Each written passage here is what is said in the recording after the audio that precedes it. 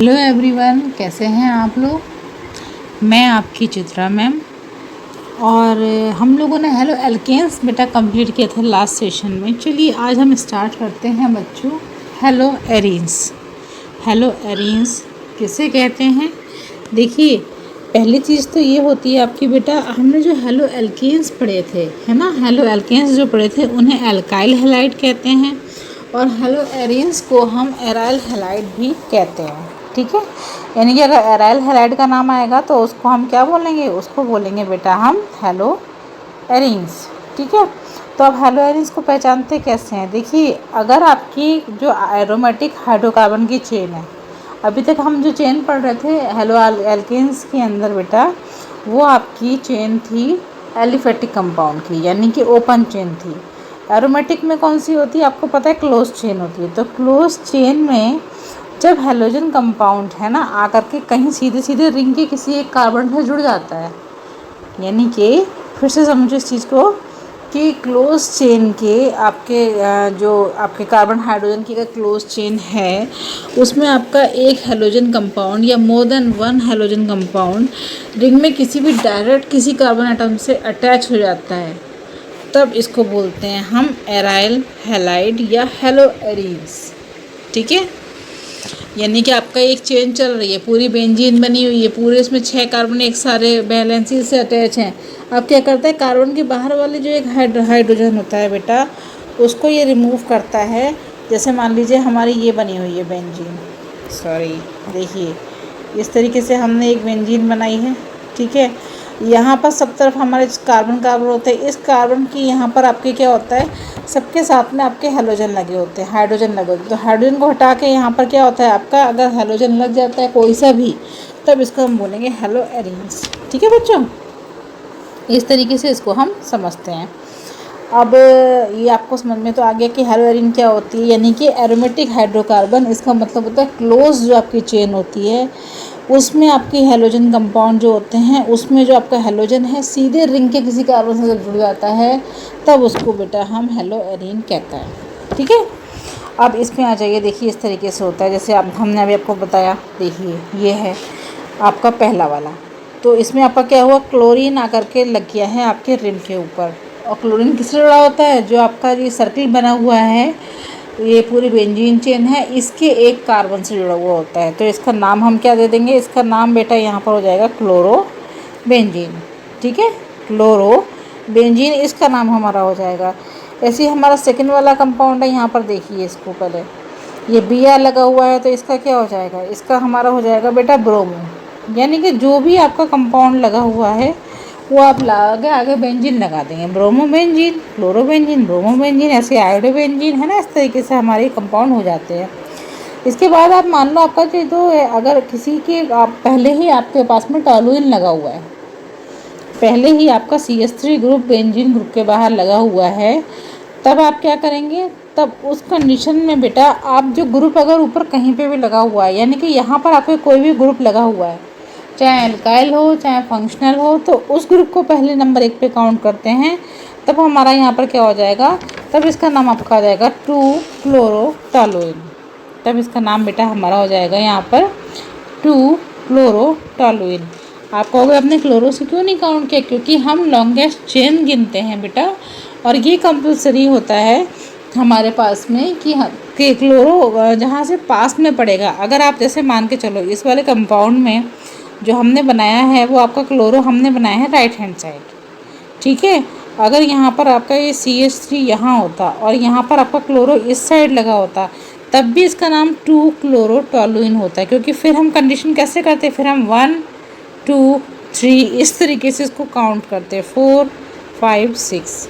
ठीक है, यानी कि जहाँ से आपका कार्बन के पास में, जहाँ से आपका हेलोजन पास में काउंट होता है वहीं से आप उसको काउंटेड करते हैं। तो इसका नाम हो जाएगा आपका 2 क्लोरोटॉलुइन।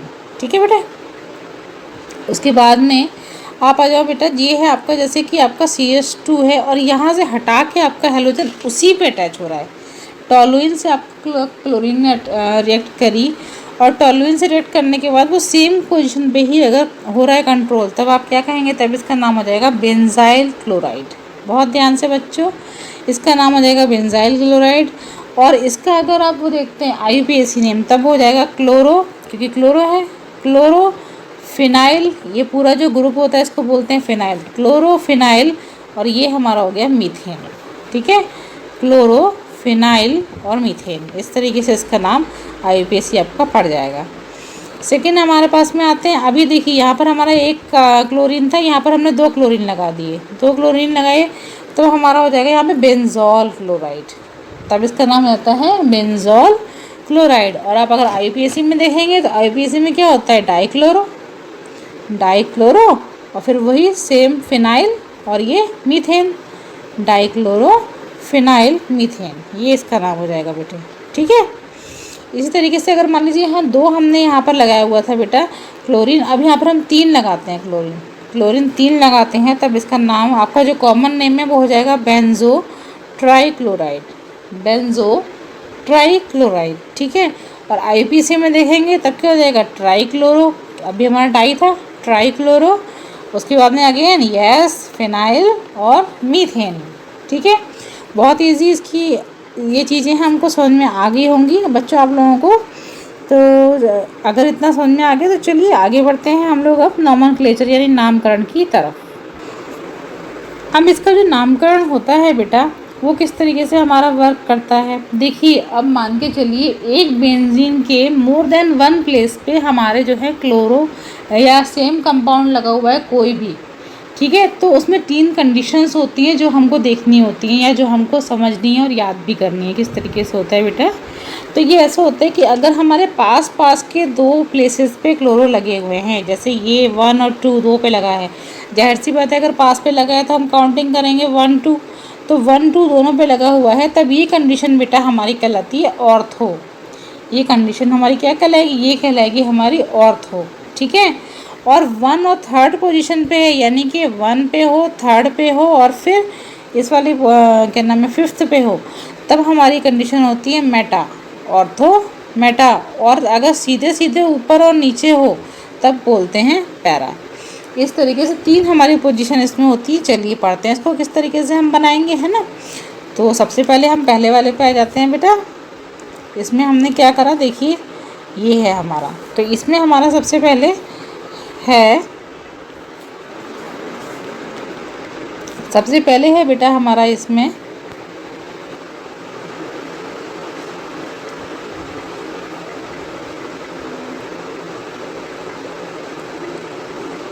अभी देखिए ये हमारा जो आया बेटा, ये आपके 2 क्लोरो लगे हैं लेकिन एक स्पेस छोड़ के एक स्पेस पे लगे हैं, यानी कि आपका यहाँ लगा है 1 पोजीशन पे आपका ये लगा हुआ होगा, है ना।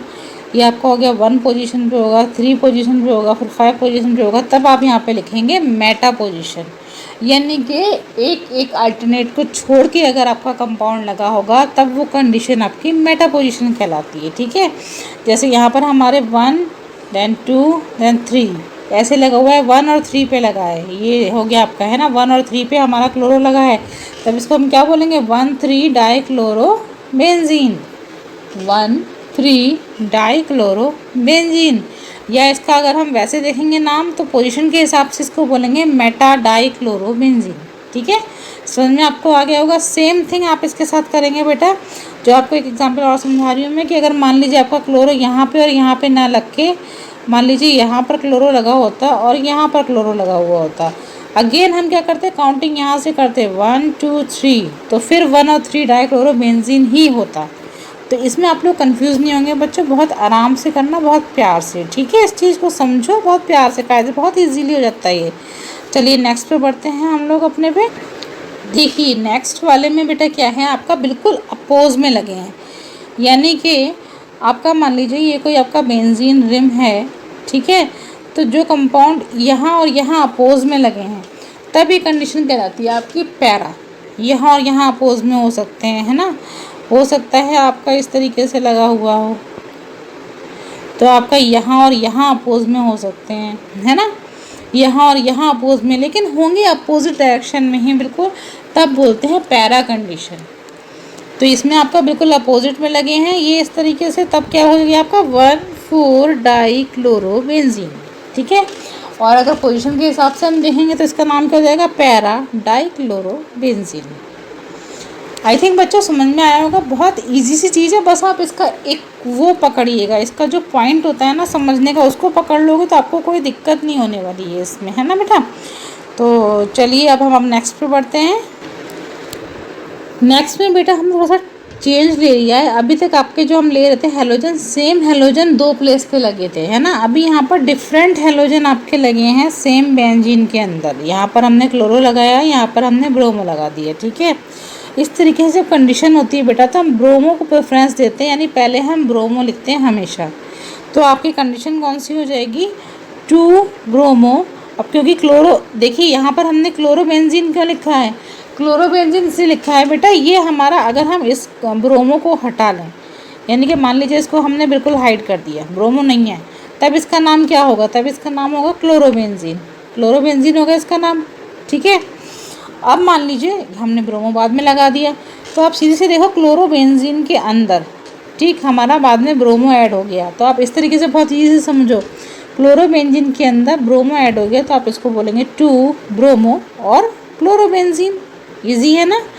इस तरीके से ही आपको इन चीज़ों को समझना है, ठीक है। चलिए नेक्स्ट पे बढ़ते हैं। देखिए सेम तरीका आपका इसमें है। पहले आप क्या मान के चलेंगे, सबसे पहले आप इसमें मान करके चलेंगे क्या नाम है, इसमें आप पहले आयोडीन से लेंगे, यानी कि आइडोबेंजीन को काउंट करेंगे। आइडोबेंजीन, तो इसका नाम हो जाएगा 3 क्लोरो।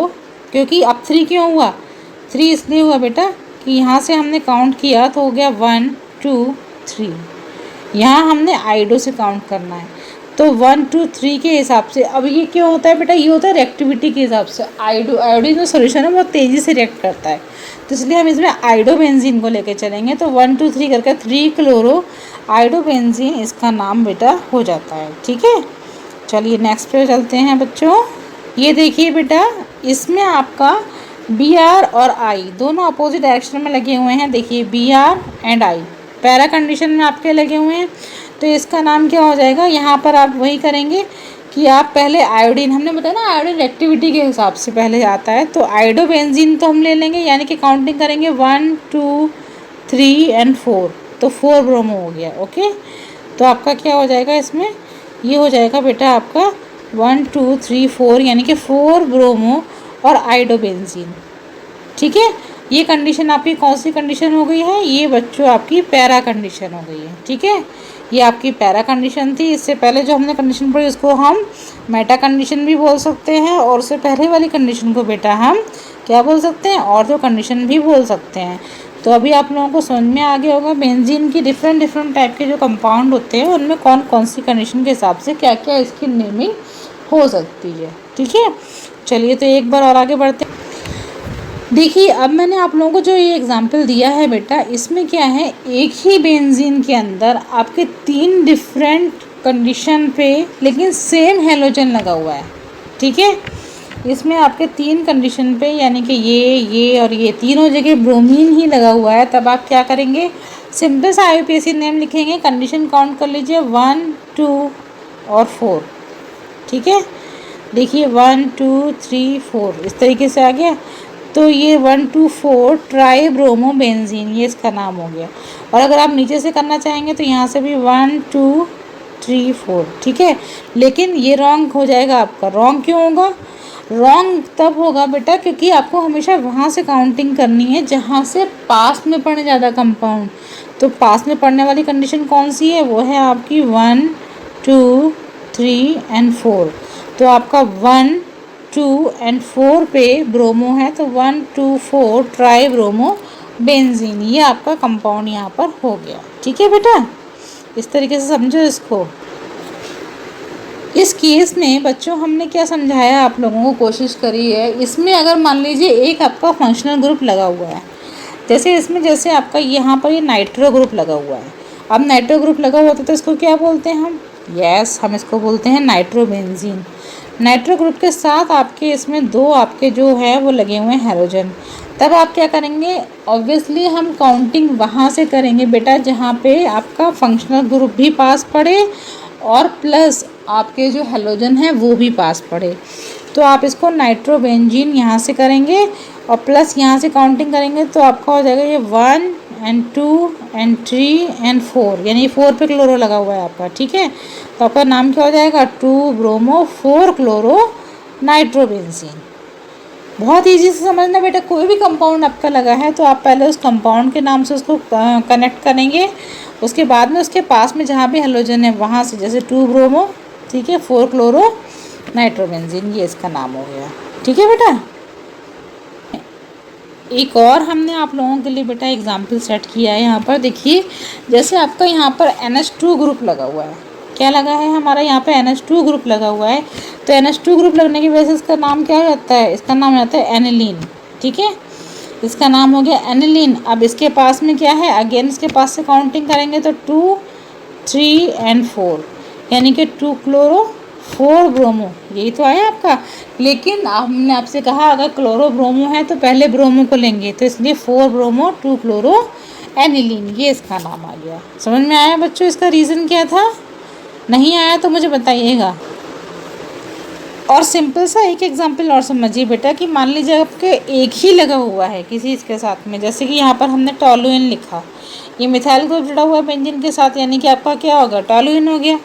अब टॉलुइन के साथ में खाली ब्रोमो लगा हुआ है, तब आप क्या करेंगे, 2 ब्रोमो टॉलुइन, सिंपल से।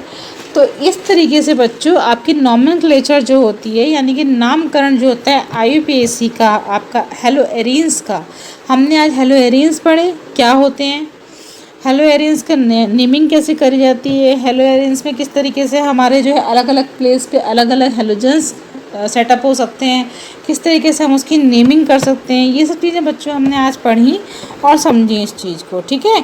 अगर आपको कहीं भी कोई कन्फ्यूज़न हो तो आप कमेंट कर सकते हैं, पूछ सकते हैं मुझसे। और ध्यान रखिए अपना और पढ़ते रहिए, इंजॉय करते रहिए लाइफ को, साथ में पढ़ाई को लेकिन नहीं छोड़ना, पढ़ाई आपकी लाइफ के लिए बहुत इंपॉर्टेंट होती है, ठीक है। तो बाकी आपका नेक्स्ट टर्न पे करेंगे बच्चों। Till then bye bye, take care.